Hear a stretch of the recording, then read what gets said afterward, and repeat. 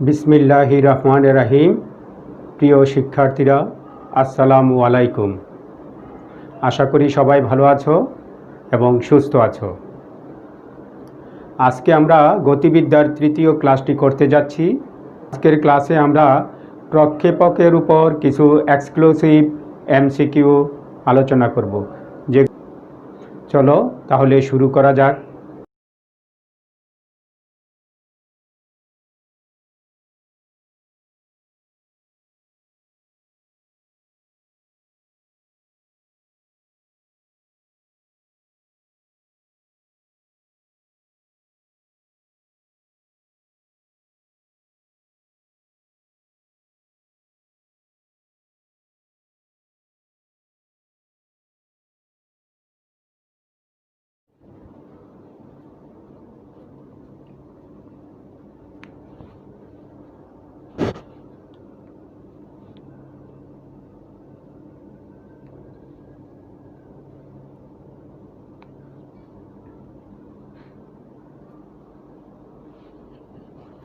আজকের প্রথম প্রশ্নটি দেখি আমরা।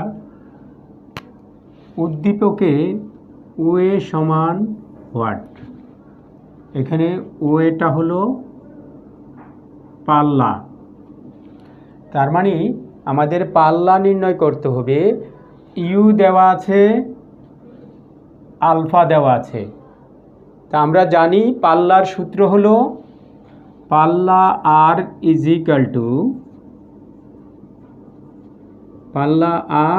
Equal to u square sine two alpha by g. U square sine two alpha by g, যেখানে এখানে দেওয়া আছে ইউ সমান 29.4, আলফা দেওয়া আছে 30 ডিগ্রি। এবার আমরা এই মানগুলো বসিয়ে দিব।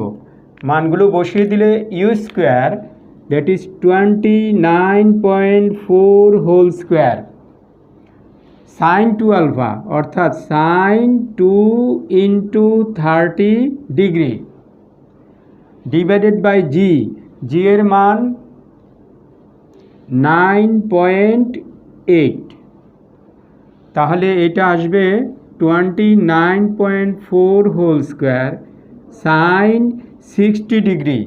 সাইন 2 ইন্টু 30 60 ডিগ্রি, আর সাইন 60 ডিগ্রিতে জানো যে তোমরা মান কত হয়। সাইন 60 ডিগ্রি লিখো ডিভাইডেড বাই 9.8।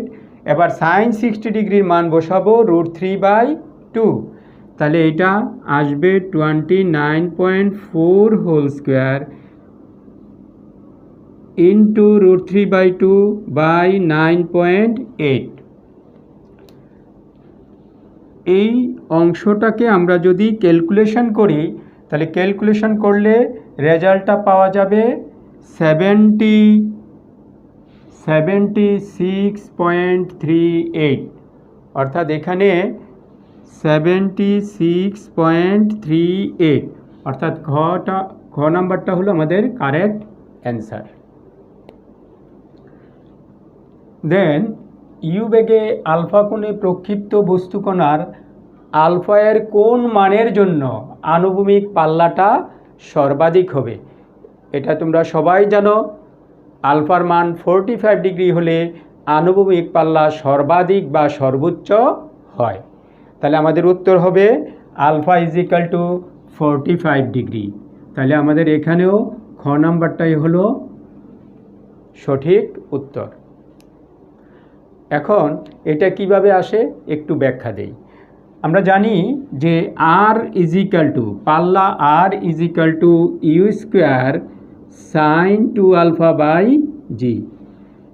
নির্দিষ্ট বেগে নির্দিষ্ট স্থানে প্রক্ষিপ্ত বস্তুর ক্ষেত্রে ইউ এবং জি ধ্রুবক। ইউ এবং জি হলো ধ্রুবক, অর্থাৎ আর এর মানটা নির্ভর করবে কত কোণে নিক্ষেপ করা হলো তার উপরে। নির্দিষ্ট স্থানে আর এর মান নির্ভর করবে আলফা এর মানের উপরে। তাহলে আর কখন ম্যাক্সিমাম হবে? আর ম্যাক্সিমাম হবে যদি সাইন টু আলফার মানটা ম্যাক্সিমাম হয়।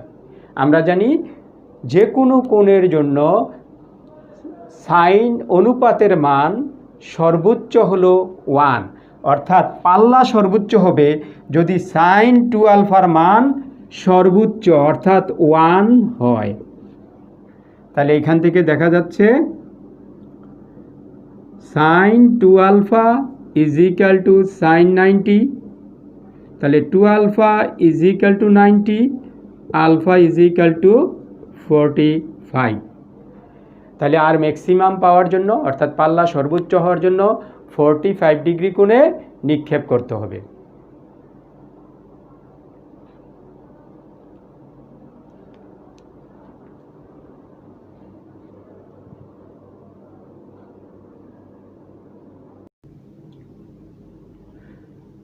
ভূমির সাথে 60 ডিগ্রি কোণে 9.8 মিটার পার সেকেন্ড বেগে একটি ক্রিকেট বল নিক্ষেপ হলে এর সর্বাধিক উচ্চতা কত সেটা বের করতে হবে। অর্থাৎ এখানে দেওয়া আছে আলফা 60 ডিগ্রি, ইউ দেওয়া আছে আমাদের 9.8 মিটার পার সেকেন্ড, বের করতে হবে সর্বাধিক উচ্চতা। তো সর্বাধিক উচ্চতার সূত্র আমরা কি জানি? সর্বাধিক উচ্চতা যাকে সাধারণত ক্যাপিটাল এইচ দ্বারা প্রকাশ করা হয়, capital H is equal to u square sine square alpha by 2g। এখন আমরা মানগুলো বসিয়ে দেব। মান ইউ এর মান 9.8, তাহলে 9.8 হোল স্কোয়ার সাইন 60 ডিগ্রি এর বর্গ ডিভাইডেড বাই 2g, অর্থাৎ 2 into 9.8।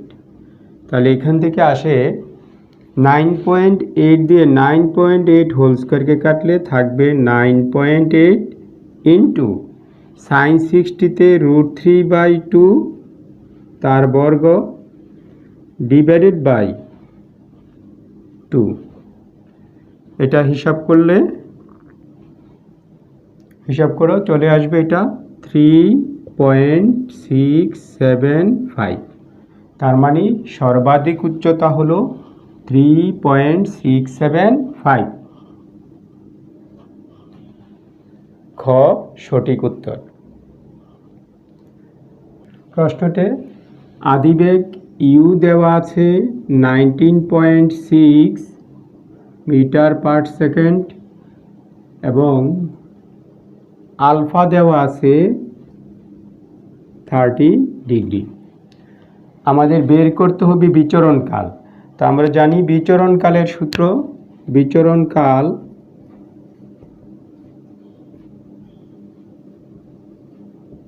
Capital T is equal to 2u sine alpha by G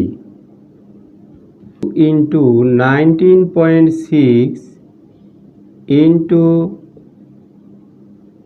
sign 30 degree divided by g এর মান 9.8।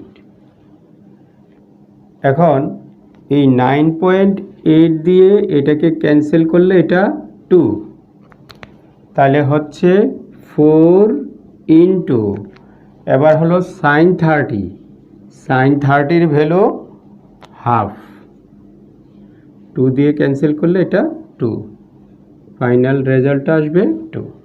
তার মানে বিচরণকাল 2 সেকেন্ড। দীপকটা একটু দেখে নিই।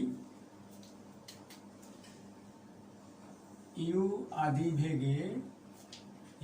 বেগে 60 ডিগ্রি কোণে, তাহলে আলফার মান 60 ডিগ্রি, একটি বস্তুকণা নিক্ষেপ করা হলে টি সময় পর তা ভূমিতে ফিরে আসে। তার মানে এরকম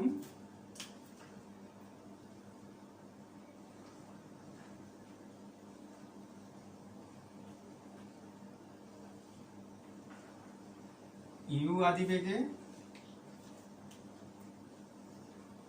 60 ডিগ্রি কোণে নিক্ষেপ করার টি সময় পর ভূমি এতে ফেরত আসে। ও থেকে নিক্ষেপ করা হলো, এতে ফেরত আসে। এখন এই ইউ বেগের দুইটি উপাংশ আছে, একটি আনুভূমিক উপাংশ আর একটি উলম্ব উপাংশ।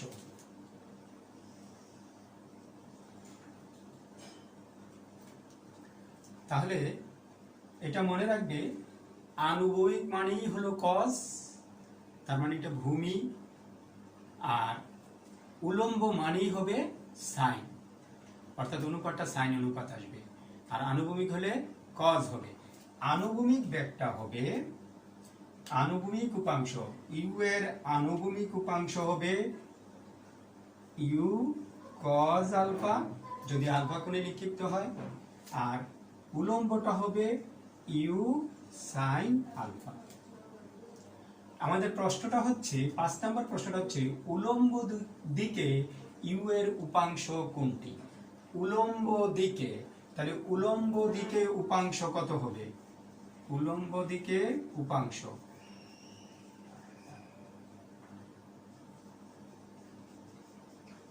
আমরা অবশ্যই মনে রাখবো এই কথাটা, উলম্ব হলে সাইন হবে, আনুভূমিক হলে কজ হবে।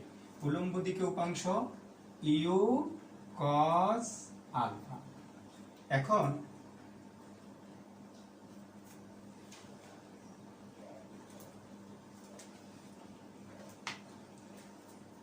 উলম্ব দিকে উপাংশ কত? U sine alpha. আমাদের এখন আলফার মান জানা আছে 60 ডিগ্রি, তা আমরা 60 ডিগ্রি বসাই দিব। U sine 60 degree. এখন সাইন 60 ডিগ্রির মান আমাদের জানা আছে √3/2, তাহলে আমরা বসাই দিব সাইন 60-র পরিবর্তে √3/2, তাহলে টোটাল রেজাল্টটা হবে √3u/2। তাহলে দেখো আমাদের এই অপশনটা কোথায় আছে? খতে। একই উদ্দীপকের আরেকটি প্রশ্ন, যেটি 6 নম্বর প্রশ্ন, সেটা হলো আনুভূমিক পাল্লা কত?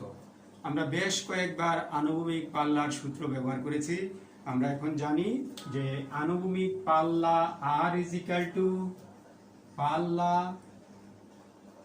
r = u square sin 2α/g। তাহলে এখানে আলফার পরিবর্তে বসাবে এখন 60 ডিগ্রি, তাহলে r = u square sin 2 × 60 degree divided by g, u square sin 120 degree by g, আর sin 120 মানে √3/2। তাহলে আমাদের রেজাল্ট হবে √3u²/2g, √3u²/2g। ফাইনাল রেজাল্টটা হবে r = √3u²/2g। তাহলে আমরা এখন এটা খুঁজবো, পাল্লা r = √3u²/2g কোথায় আছে? গ নম্বরে। তাহলে এখানে গই হলো সঠিক উত্তর। এখন আমরা 7 নম্বর প্রশ্নটি সমাধান করব। u/√3 বেগে 30 ডিগ্রি কোণে প্রক্ষিপ্ত কণার সর্বোচ্চ উচ্চতায় বেগ কত? অর্থাৎ বস্তুটির আদি বেগ হলো u/√3,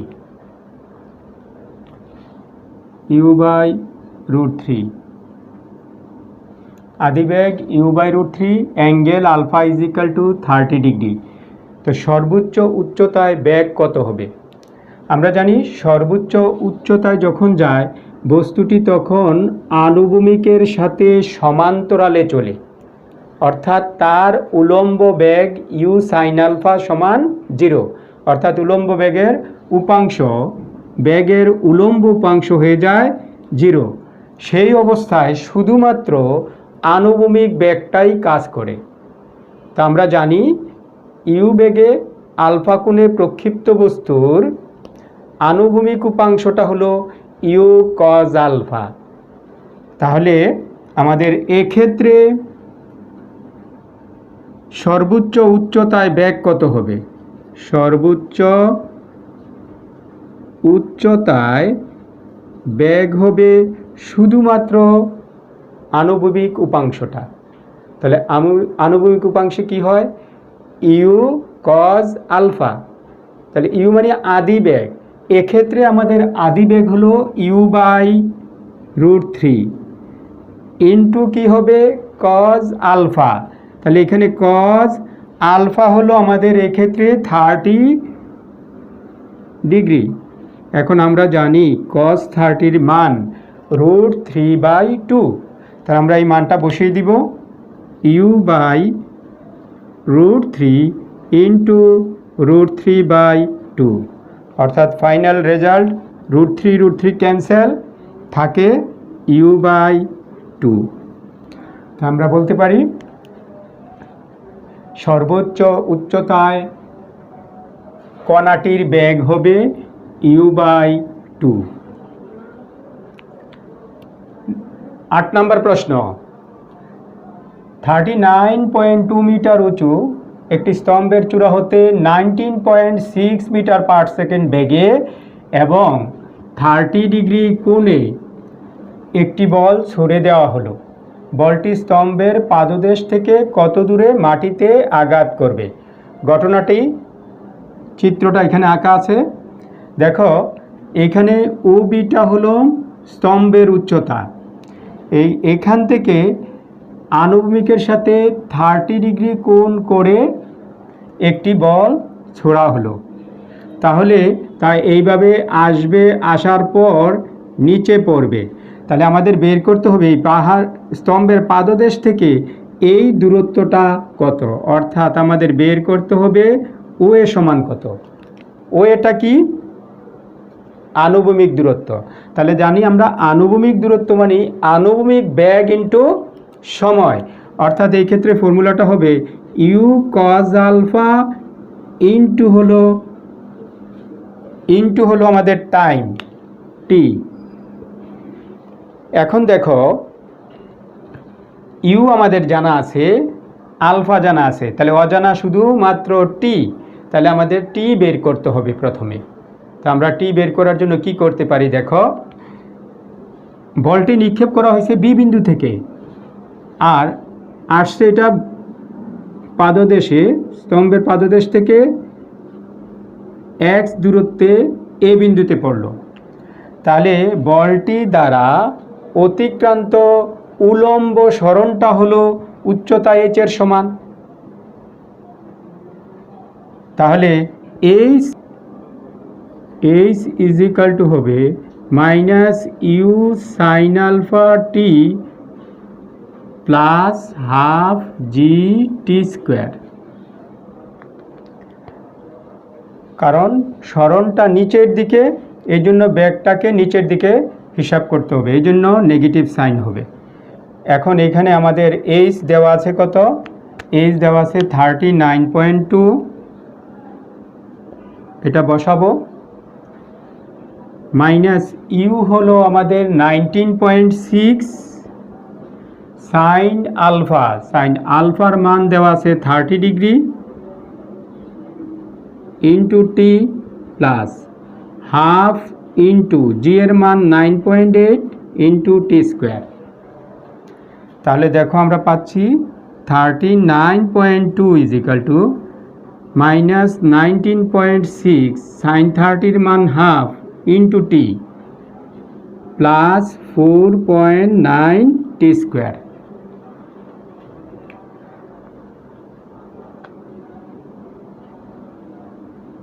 এখন এটা আসবে 39.2 is equal to minus 9.8 t plus 4.9 t square. এটা থেকে লেখা যায় 4.9 টি স্কোয়ার মাইনাস 9.8 এটা পক্ষান্তর করে নিয়ে আসলে মাইনাস 39.2 ইজিক্যাল টু 0। তাহলে এটি টি এর একটি দ্বিঘাত সমীকরণ। এখান থেকে আমাদের টি এর মান বের করতে হবে। এখান থেকে আমরা এখন 4.9 কমন নিব, তাহলে আসবে t square minus 2t plus minus 8 equal to 0।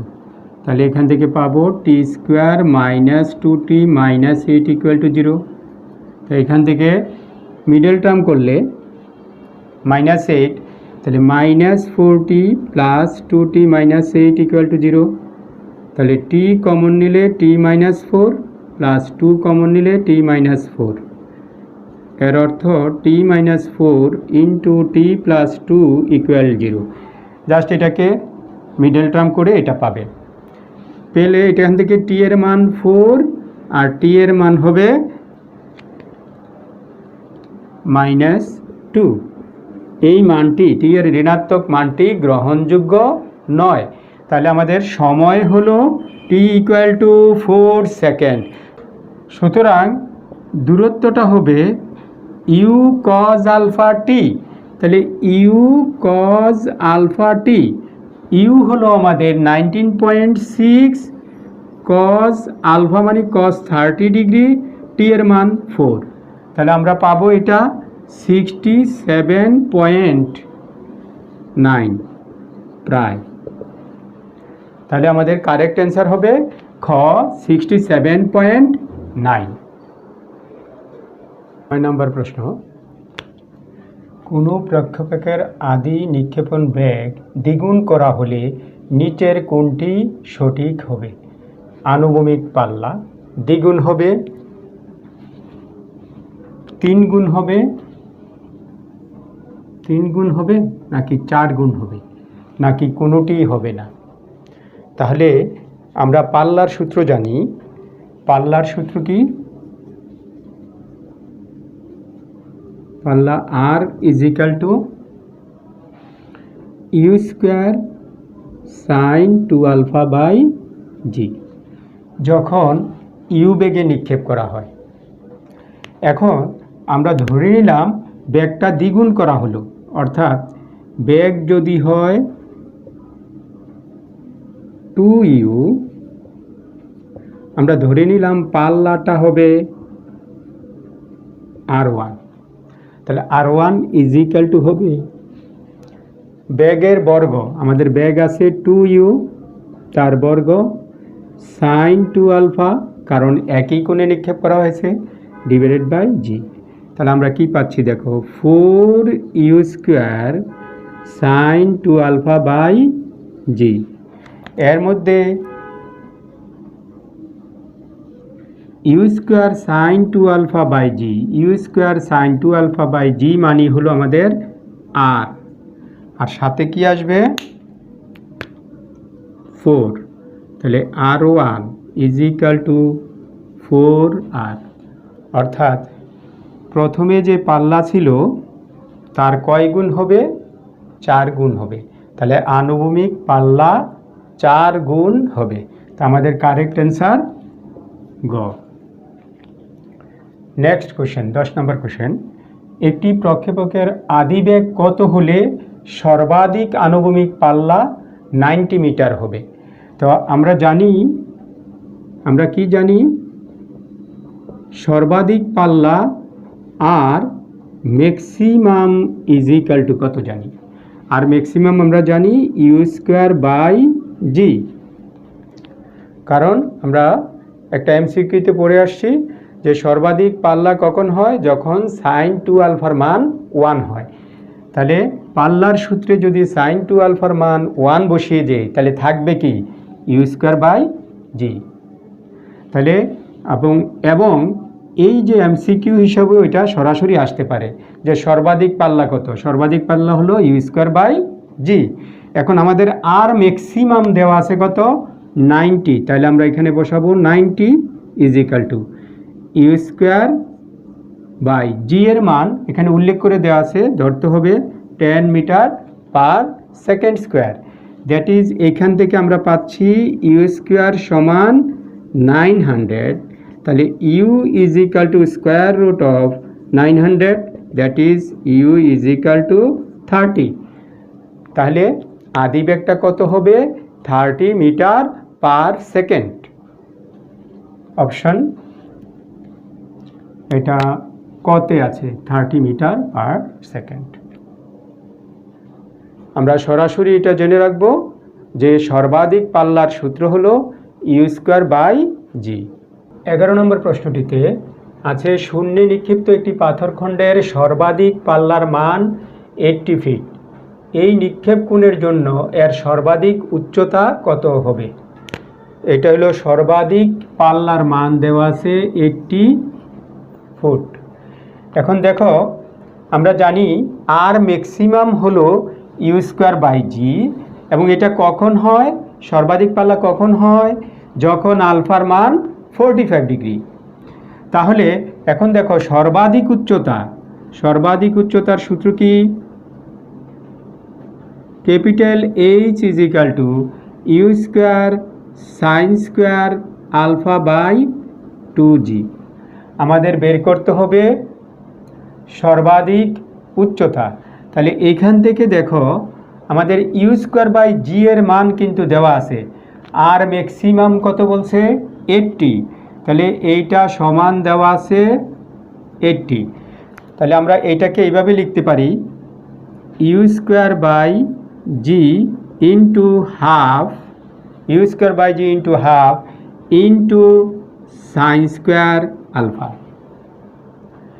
এখন ইউ স্কোয়ার বাই জি এর মান, এইটার মান দেওয়া আছে 80, তাহলে আমরা এটার জায়গায় 80 বসাবো, ইন্টু হাফ ইন্টু সাইন আলফার মান হলো 45 ডিগ্রি, তাহলে এটা হবে সাইন 45 ডিগ্রি এর বর্গ। যেই মানটা হবে 2 দিয়ে কাটলে এটা 40 ইন্টু সাইন 45 ডিগ্রির মান 1/√2, তাহলে 1/√2 তার বর্গ। তাহলে দেখো আমরা পাচ্ছি 40 ইন্টু 1/√2 মানে half is equal two 40 into half মানে 20। তার মানে আমাদের সর্বাধিক উচ্চতা হলো 20 ফুট। তাহলে দেখি আমরা 20 ফুট কত নম্বর অপশনে আছে? 4 নম্বর অপশনে। তাহলে এটাই আমাদের সঠিক উত্তর। নেক্সট, যদি ইউ বেগে আনুভূমিকের সাথে আলফা কোণে প্রক্ষিপ্ত বস্তু ক্যাপিটাল টি সময়ে তার গতিপথের সর্বোচ্চ উচ্চতা এইচে পৌঁছায়, তবে h/t স্কোয়ার কত হবে? এখন দেখো, এইটা হলো সময়টা হলো সর্বাধিক উচ্চতায় পৌঁছার সময়। তা আমরা জানি সর্বাধিক উচ্চতায় পৌঁছার সময় t ইজ ইকাল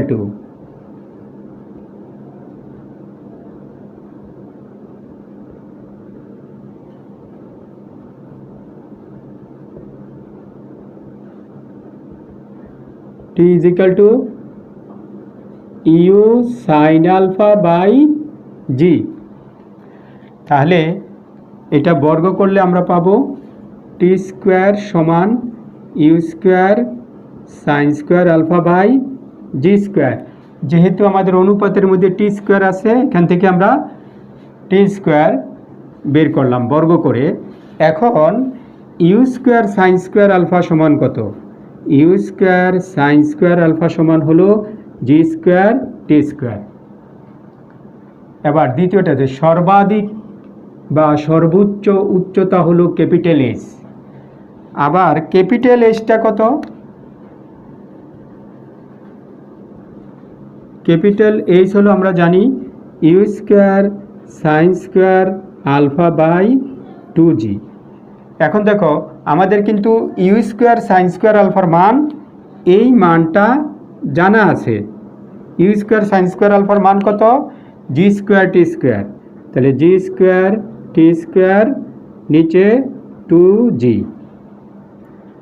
তাহলে এখান থেকে আমরা বলতে পারি H is equal to g t square by 2, কারণ এই জি দিয়ে এটাকে কাটলে শুধু জি থাকবে।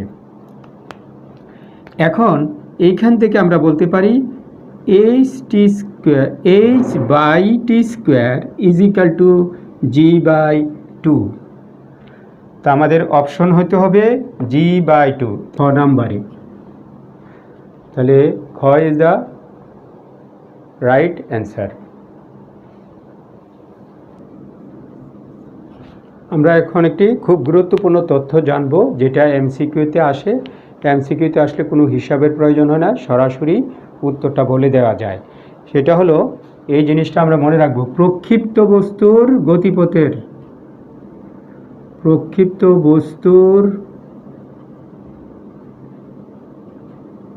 গতিপথ কি হয়?